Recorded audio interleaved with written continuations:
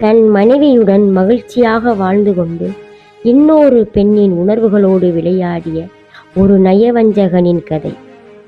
சமுதாயத்தில் ஓர் தீரா வழியை தரும் நிதர்சனம். பாண்டியன் பார்ப்பதற்கு மிக சிறந்த கணவர், சமுதாயத்தில் நல்ல அந்தஸ்து, அழகான மனைவி பிரியா, அன்பான குடும்பம் என அவனது உலகம் மிக அழகாக தெரிவதில் ஆச்சரியமில்லை.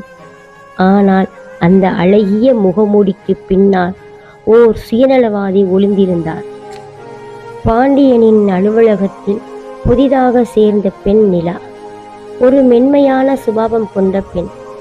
நிலாவின் அப்பாவித்தனத்தை பயன்படுத்தி கொண்ட பாண்டியன் அவளிடம் மெல்ல பேசத் தொடங்கினார். என் மனைவி என்னை சரியாக புரிந்து கொள்ளவில்லை. என் வாழ்க்கையில் மகிழ்ச்சியே இல்லை. இது போன்ற வசனங்களை ஆயுதமாக பயன்படுத்தினாள். நிலாவின் மேல் அதீத அக்கறை காட்டுவது போலவும் அவள்தான் வாழ்வின் ஒரே ஆறுதல் என்பது போலவும் நடித்து அவளை காதலிக்க வைத்தாள். இப்படியே 3 ஆண்டு காலம் ஓடிவிட்டது. நிலாவும் அவனை முழுசாக நம்பத் தொடங்கினார். தன்னுடைய திருமணத்தை தள்ளி போட்டாள். நான் சீக்கிரமாக விவாகரத்து பெற்றுக்கொண்டு உன்னை மணப்பேன் என்று பாண்டியன் சொன்ன வாக்குறுதியை நம்பி தன்னுடைய எதிர்காலத்தையே துளைத்தாள்.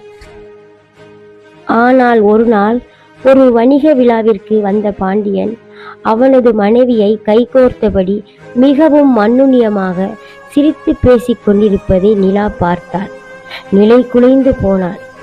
விசாரித்த போதுதான் தெரிய வந்தது, ஆகாஷ் தன் மனைவியிடம் துளி கூட பிரச்சனை இல்லாமல் அவளோடு சொகுசான வாழ்க்கையை அனுபவித்துக் கொண்டிருக்கிறாள்.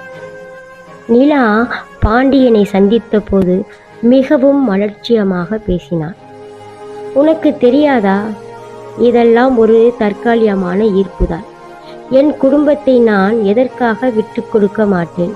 இதோடு நிறுத்திக் கொள்வோம். இதை கேட்ட நிலா விலை குலைந்து போனார்.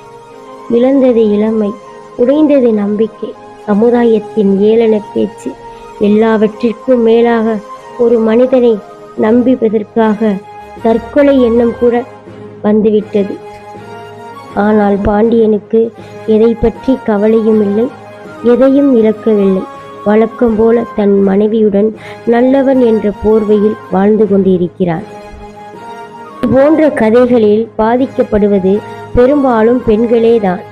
ஒரு ஆடவன் தன் மனைவியை பற்றி புகார் கூறுகிறான் என்றால் அது பெரும்பாலும் அடுத்த பெண்களை வசியப்படுத்த சொல்லப்படும் பல